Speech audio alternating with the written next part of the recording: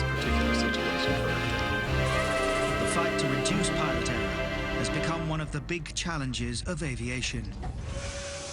Tens of millions of pounds are being thrown at the problem.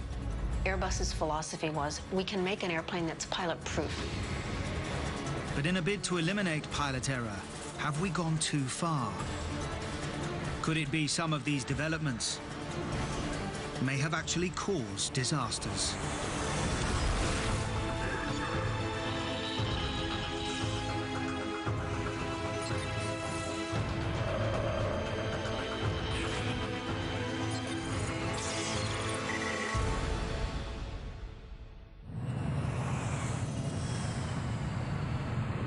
Qantas is the safest airline in the world. Famously, none of its big jets has ever crashed. But in autumn 2008, that reputation is suddenly on the line. Qantas Flight 72 is travelling from Singapore to Perth. It's an Airbus A330, one of the most modern aircraft in the world.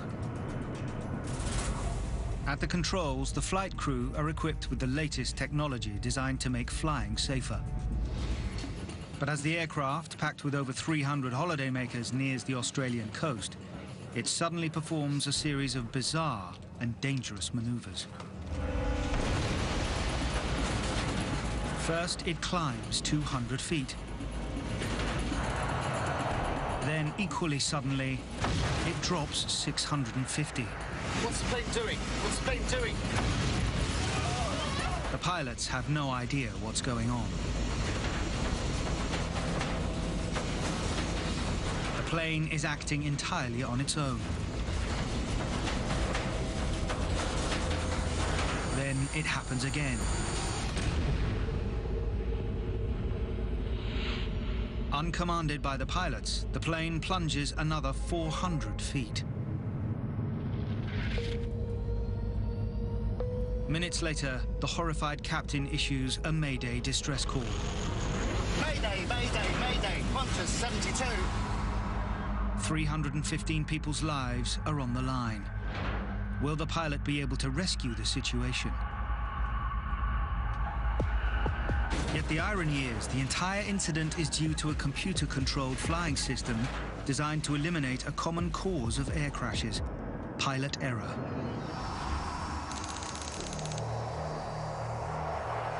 Just how serious the problem of pilot error can be is brought home to the people of Britain in the winter of 1989.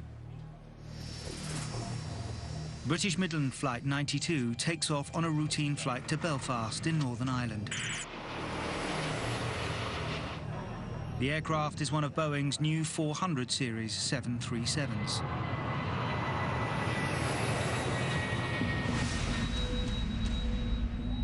In charge is 43-year-old Captain Kevin Hunt, one of British Midland's most experienced pilots. His first officer is 39-year-old David McClelland. It's a normal takeoff. But then, 13 minutes into the flight, just as the aircraft is about to hit cruising altitude, there's a shock. Passengers frantically look around for an explanation. Hunt and McClelland immediately suspect one of the plane's two engines has blown up. The cockpit voice recorder picks up Hunt urgently asking which of the two engines is damaged. Which one? Which one? His first reaction is to turn to the aircraft's instruments. But the instruments that would tell him if an engine is malfunctioning, the so-called vibration instrumentation, is notoriously unreliable in 737s at the time. Pilots don't trust them. So when smoke appears in the cockpit, McClelland falls back on his general knowledge of the aircraft.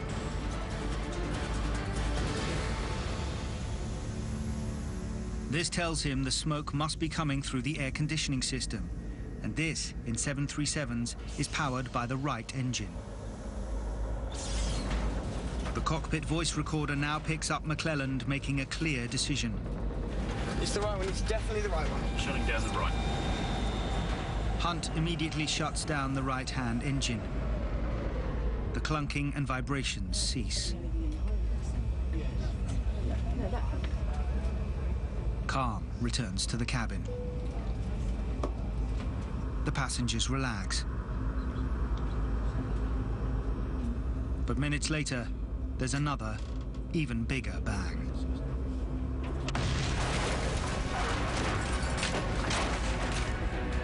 Once again, the plane is rocked by vibrations. Then everything goes eerily quiet.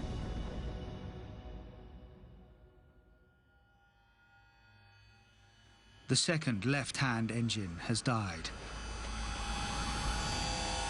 Flight BM92 has no power at all. Seconds later, the 400-ton aircraft smashes into the ground.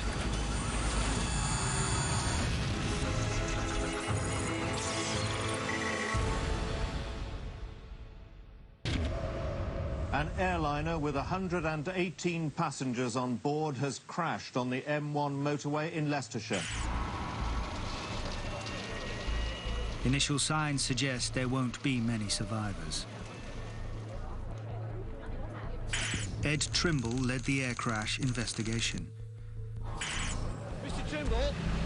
Trimble, BBC, can we talk to you? I'm sorry. I think most investigators would have said the chances of many surviving that would have been low. Clearly, the aircraft is flying at over 100 knots on the approach, and suddenly it's been brought to a halt very abruptly indeed, and therefore one would have anticipated the G-forces would have been really significant. Amazingly, only 47 passengers die. 71 survive. Among them is the aircraft's captain, Kevin Hunt.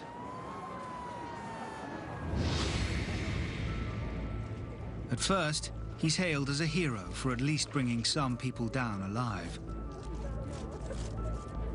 But soon afterwards, questions start to be asked. We were getting reports of ground witnesses who had seen and heard this aircraft on the approach. What we were being told was that the left engine was covered in fire. It was like looking into a furnace, someone said. This fire in the left-hand engine would have been the first bang the passengers heard. But that shouldn't have been fatal. The twin-engined plane can fly quite safely on one engine. Clearly, that hadn't happened. So the question was, what's happened to the right engine? The right engine is minutely inspected. Slowly, an awful truth dawns. The full strip inspection of the right engine revealed that there were no problems with the right engine prior to the impact. It's the right one. It's definitely the right one. Shutting down the right. And yet this right-hand engine is the one the crew had shut down. So why had the pilot turned off his only working engine? The investigation will now reveal a classic case of pilot error. The pilots simply weren't familiar with their aircraft. Hunt and McClelland, not trusting their instruments, had relied on their general knowledge of 737s. This told them the smoke must be coming from the right engine, and so they'd shut it down. What they didn't know was that the new 400 series 737 is different from its predecessors. The aircon is powered by both engines. The smoke and smell came from the damaged left engine, not the perfectly good right one. David Learmount is a pilot and aircraft journalist. Both pilots had the vibration information in front of their eyes, and it was accurate. It was showing them where the problem was. But because they were used to flying on the 737-300, where the vibration instruments were not reliable, they disregarded the instruments altogether. The investigation has revealed an alarming truth. Neither pilot knew enough about the aircraft they were flying. The crash was caused by pilot error. Hunt, far from being a hero, is sacked. But behind the crash lies a much bigger issue that is increasing the chances of pilot error. A deluge of new aircraft models starts appearing from the 1980s onwards. It was a period of great development, a great change in the industry. Captain Chris Clark is an airline pilot and flight trainer. Pilots were faced with a significant number of differing equipment, even on the same type of aircraft. It's a situation almost designed to foster pilot error. Pilots are having increasing difficulty keeping up with the ever-changing models. It could be a different set of flight instruments, or it could be a different flight management system computer. Each new version is better and safer than its predecessor, or fills a particular niche in the competitive aircraft market. But Kegworth has dramatically shown the downside. Hunt and McClelland had had almost no training on the new Boeing 737-400 series. The airline had assumed that because these people were experienced on the 737-300, that they really only needed what they referred to as a differences course to go onto the 400. Kegworth is a clear warning. Pilots need more systematic retraining if there are not to be further cases of pilot error. Pilots now begin to spend more time in highly realistic, computer-controlled flight simulators. But despite the new training opportunities, Tower from Midland 1, we've had an undercarriage collapse. the airline industry doesn't fully learn the lessons from Kegworth. It's not just about having more training. The training has to be good, or there can be unexpected consequences, every bit as deadly. It will need another tragic accident for the industry to realize it must do even more.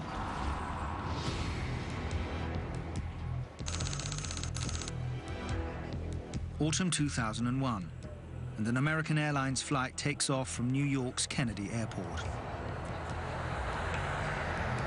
Flight 587 is bound for the Dominican Republic. On board, many of the passengers are visiting family and friends. But almost immediately after takeoff, something goes wrong. Patrick Tuhig is a local Catholic priest. I spotted this aircraft going over.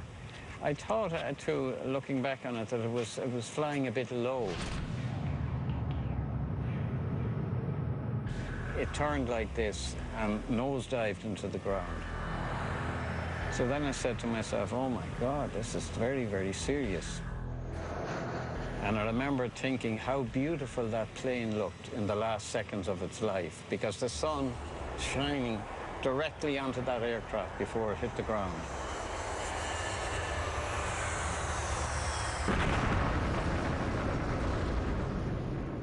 American 587 Heavy, I'm not receiving your transponder. American 587 Heavy, New York. American 587 Heavy, New York.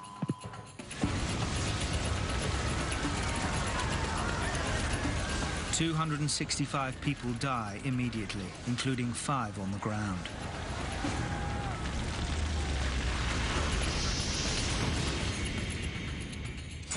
Christine Negroni is a journalist who's written extensively about the aircraft industry. It was a dramatic event because it was only 2 months after 9/11, and so there were immediate concerns and eyewitness accounts and everything else, you know, that the plane had been the victim of a terrorist attack.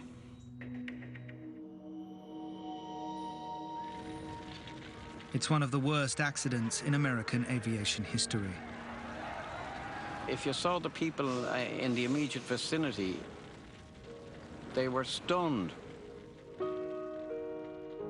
One of the victims is Jose Laura, a law student. His sister still finds it hard to talk about it. It's really hard to live with this pain. I don't even want to see my brother picture because I don't want to think that he's not here with us no more.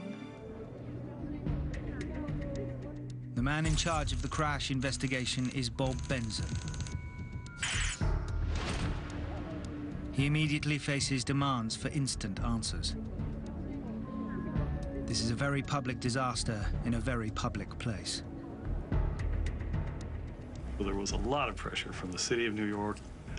The very first news conference we give, we always get the question, what happened here? What's the cause of this accident? And of course, we can never answer.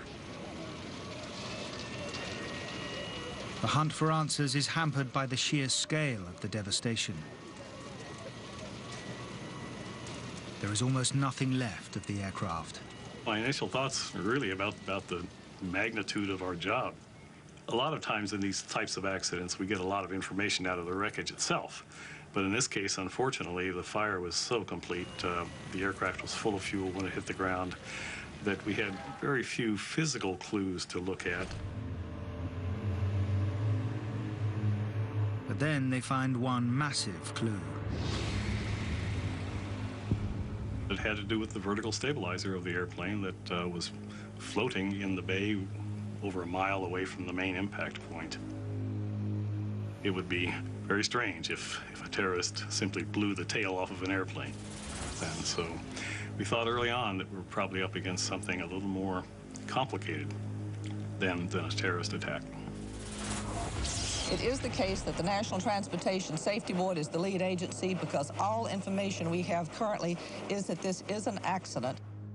But if it is an accident, what caused it?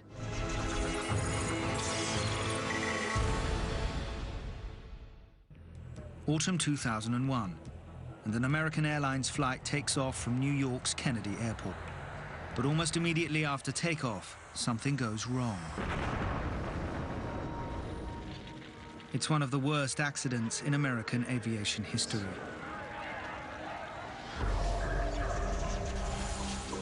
Initially, suspicion falls on Airbus's revolutionary construction methods. Large parts of the aircraft are made from a new material known as carbon fiber composite.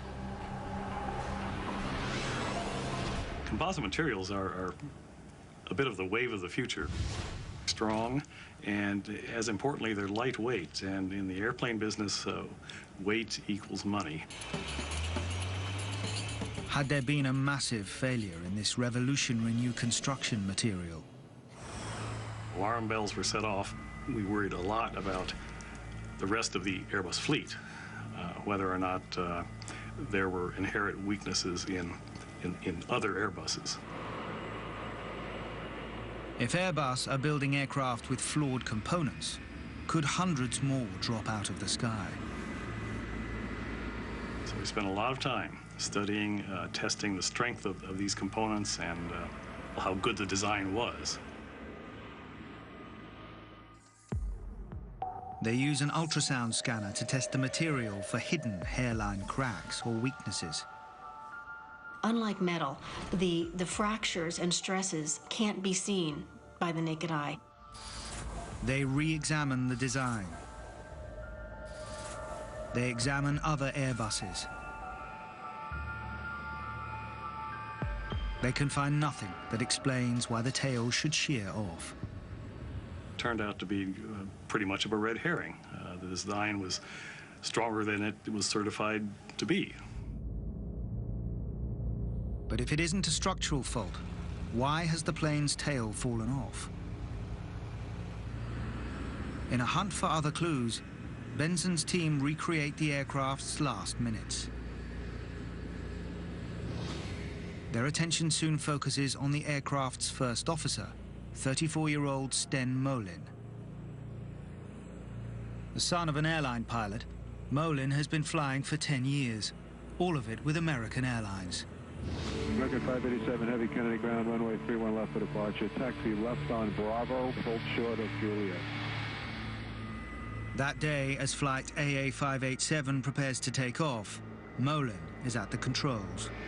Left Bravo short to Juliet, American 587 Heavy. Just in front of him is a Japanese Airlines flight. As the Japanese flight climbs, its engines generate powerful vortexes of wind. They are known as wake vortexes. Wake vortexes are very powerful miniature tornadoes that are created as an aircraft flies through the sky. One comes off each wingtip. These vortexes can cause serious air turbulence. If, for instance, a very small aircraft were following very closely behind a very large aircraft, the smaller aircraft can experience structural damage. So the planes following need to keep their distance. Air traffic controllers know this. Every pilot is expected to know it, because that's a lot of upset in the air. American 587 Heavy, 13009, runway 31 left, clear for takeoff. 17031 left, American 587 Heavy. But could such a common phenomenon as wake turbulence really have upset Flight 587? 587 Heavy. At the National Transportation Safety Board, Benson's team continue the search for answers.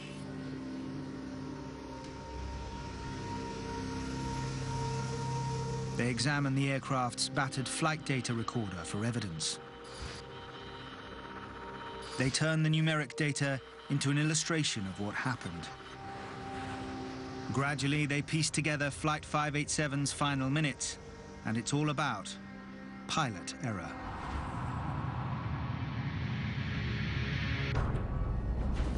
The cockpit voice recorder picks up the captain's voice. A little wake turbulence, yeah? Molin replies. Yeah.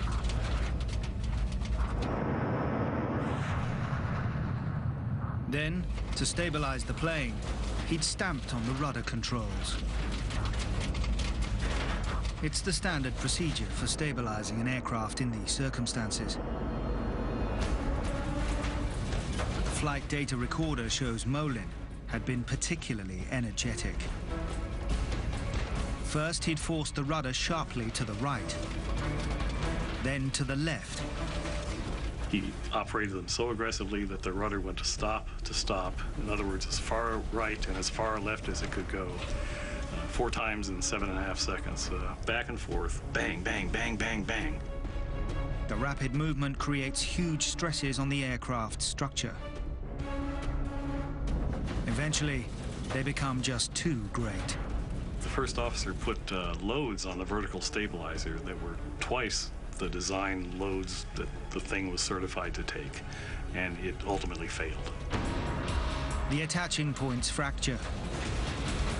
The tail shears off, and the plane smashes to earth.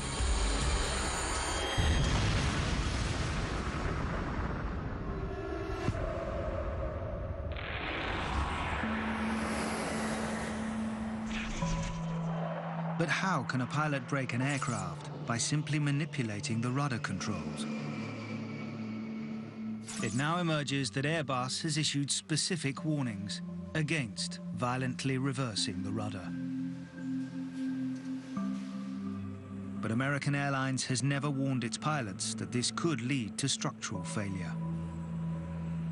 Indeed, their training encourages pilots to use the rudder energetically. The conclusion is horribly clear. Over 250 people have died because of pilot error. Molin had simply not been properly trained to fly an Airbus.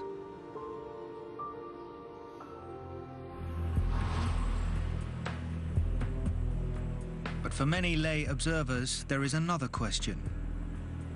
Why, at a very busy airport like JFK, where wake turbulence is a routine problem, was a junior officer with a reputation for overreacting in charge of the takeoff? It's a story that goes back, ironically, to an earlier attempt to reduce pilot error.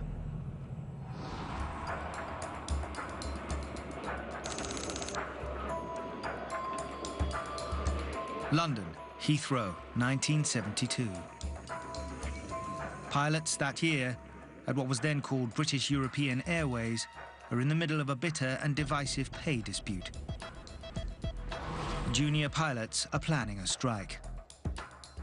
But many of the airline's older pilots are vehemently opposed to the idea. One of them is Captain Stanley Key, 4 years off retirement and anxious not to rock the boat. That afternoon, Key has a furious row with a younger, militant pilot. Stanley Key's attitude was that strikes were a dereliction of duty. You had a duty to do, and one thing you did not do is fail in your duty, and your duty was to turn up to work, come what may. Several hours after the row, Key is rostered on a routine flight to Brussels.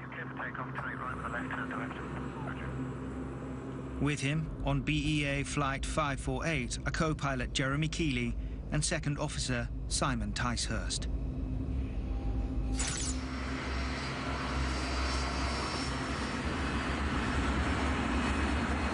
As the aircraft climbs out of Heathrow, Key, at the controls, is said to be still fuming from the row. Suddenly, things go wrong. 2.5 minutes into the flight, the aircraft goes into a stall. It passes low over the densely populated town of Staines on the outskirts of London. Seconds later, it smashes into the ground.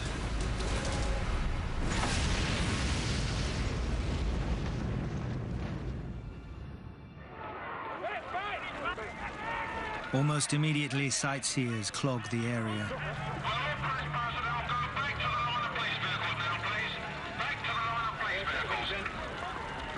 All 118 people on board are killed. It's Britain's worst ever air disaster.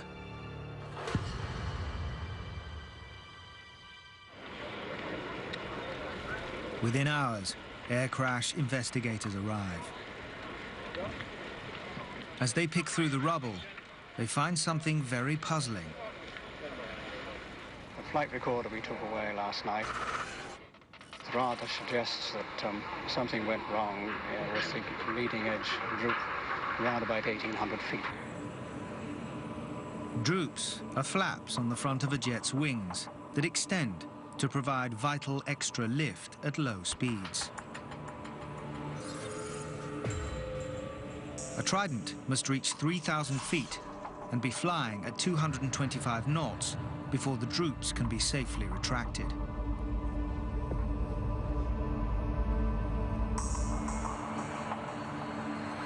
But the flight data recorder shows that BEA Flight 548 was only flying at 1,800 feet at a speed of 162 knots when the droops were withdrawn. It's much too soon. The plane will have gone into an immediate stall. This was the first error, but it should not have been fatal. Chris Woods is a former Trident pilot and trainer. The first thing that happens is a warning.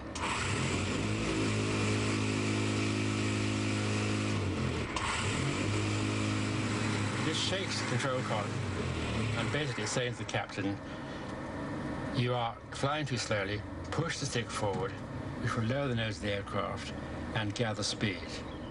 If the pilot still doesn't respond, a second emergency procedure kicks in. A ram will push the stick all the way forward and hold it there until the speed has been recovered. The plane will dive, the speed will pick up, and the stall should be averted.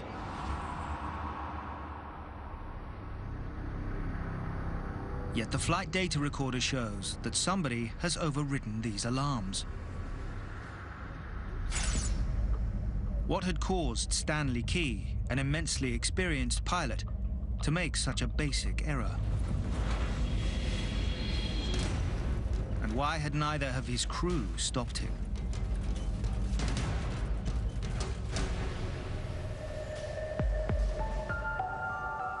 The investigators look at several possibilities. A post-mortem shows Key suffered heart problems. Could the violent row just before takeoff have triggered a sudden stroke?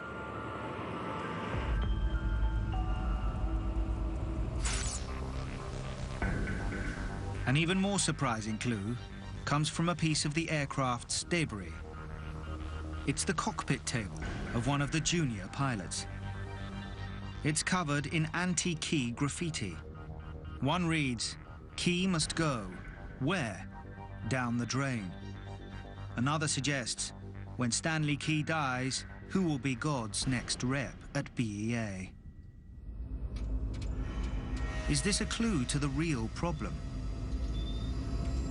Could the row over strike action have made Key's relationship with his young crew so bitter they simply weren't talking to each other? In the hierarchical setup in that cockpit, challenging the captain was much more difficult than it is now. We will never know if this is the truth. But the inquiry report is a trigger for important changes designed to reduce future pilot errors. From now on, it's the junior officer who flies the aircraft, particularly if conditions are difficult. This leaves the senior officer, the captain, free to watch for trouble and, if necessary, demand a new course of action. It's a safety routine that in the following years is widely adopted by airlines across the world. And it's why, nearly 30 years later, when American Airlines Flight 587 takes off from New York, nobody questions the fact that Sten Molin, the junior officer, is at the controls.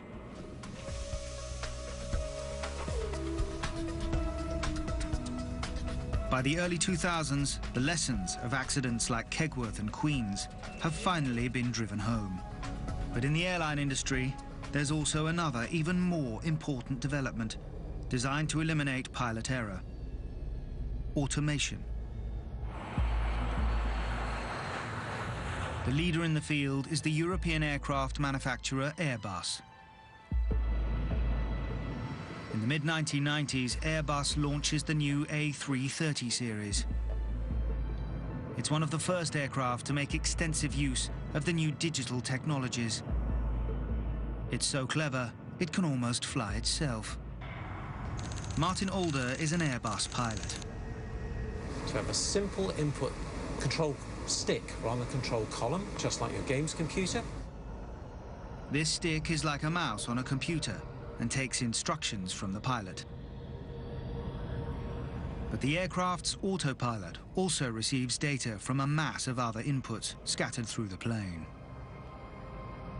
Computers take information about the speed, the altitude, and center of gravity of the airplane, and they add or subtract from the pilot's input to make sure the output that goes to the control surface on the wingtip is exactly what's required to do the job. It means the controls are always trimmed to provide maximum efficiency. Flying becomes much less reliant on a pilot's skills. Even more importantly, the software will override the pilot if he makes a mistake.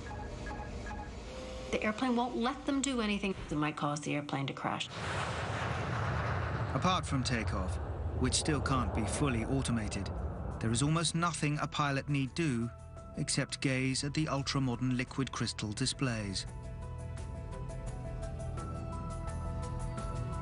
Pilot error is all but eliminated. Flying becomes much safer. Or does it?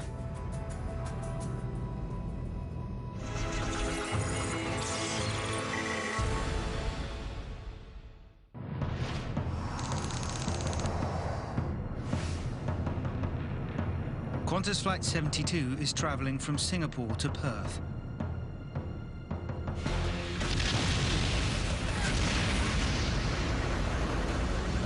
The plane has just made 3 dramatic changes of course, without the pilots doing a thing.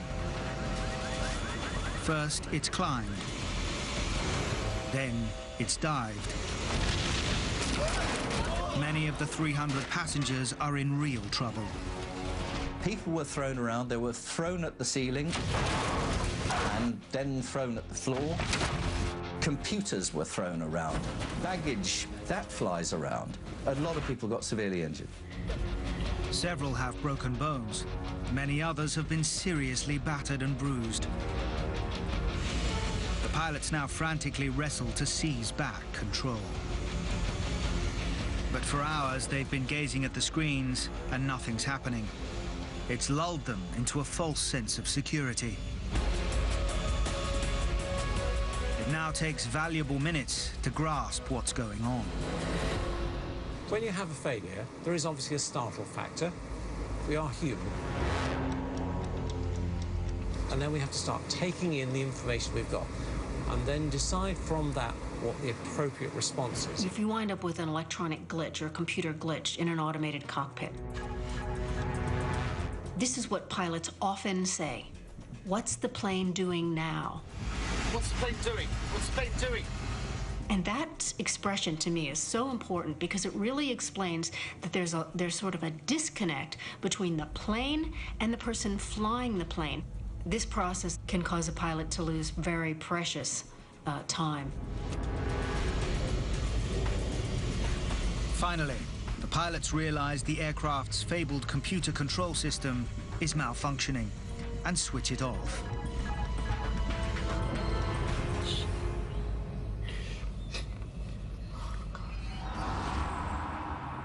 "40 minutes later, the plane makes an emergency landing in Western Australia. Everybody has survived. But it's been a close call. A later investigation reaches an unexpected and ironic conclusion. It's the very system designed to reduce pilot error that's caused the problem. The plane is equipped with sensors that automatically monitor the angle of flight. These appear to have sent corrupt data to computers controlling the autopilot. First, they tell the autopilot the plane is descending steeply. In fact, it's flying normally. The autopilot, thinking the aircraft is descending too rapidly, orders an ascent. The computers were told that the aircraft's attitude was varying, and it wasn't. But they were trying to correct this. Seconds later, the sensors change their mind and tell the autopilot to descend. So the computers themselves weren't actually wrong. The sensors were.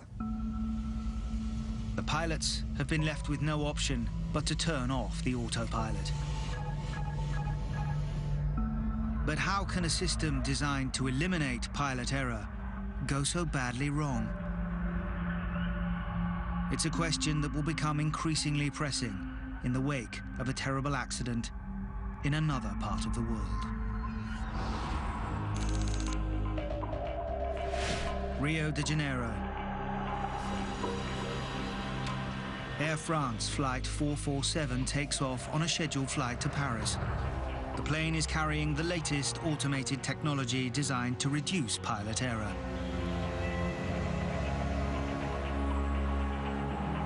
But then, 3.5 hours later, over the Atlantic, it vanishes off the radar.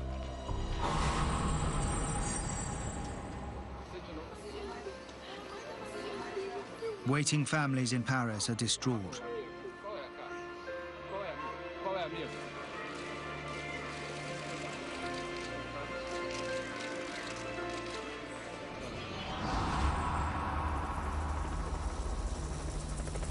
Several days later, some of the wreckage is found floating in the sea. The aeroplane hits the surface of the sea, everybody dies. So once we were up there, 30,000 feet plus, and then we're in the drink. So what happened? Despite a huge search of the crash area, the flight data recorders are not found. It means investigators can only guess at what may have happened.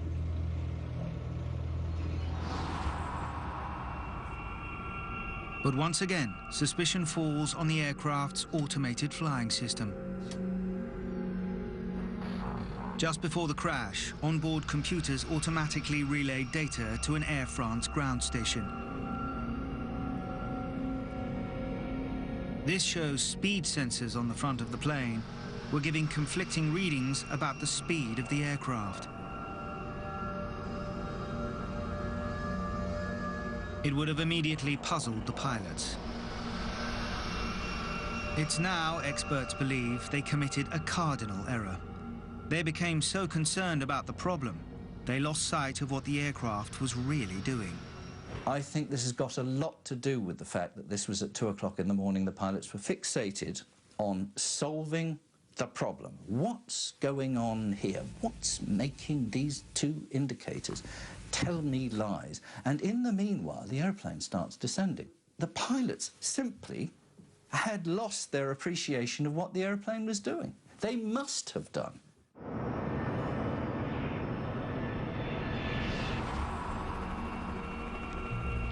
While the search for the remains of the aircraft continues, we'll never be sure if this is what happened. But once again, vital components in the automated flying system seem to have failed. This distracted the pilots, who forgot to fly the plane. The Qantas and Air France incidents have opened a new controversy. Could it be that the new and clever systems designed to reduce pilot error are in fact causing errors themselves? Whenever you introduce clever machinery to get over a known problem, you are introducing a new problem. All you really can do is to make absolutely certain that you are making things better than they used to be. Today, modern cockpits are better equipped and designed to assist the pilot than ever before. Training is more regular and rigorous. Pilot error should be on the wane. Flying has never been safer. But the irony is that in trying to eliminate pilot error, we've introduced a whole new series of unexpected problems.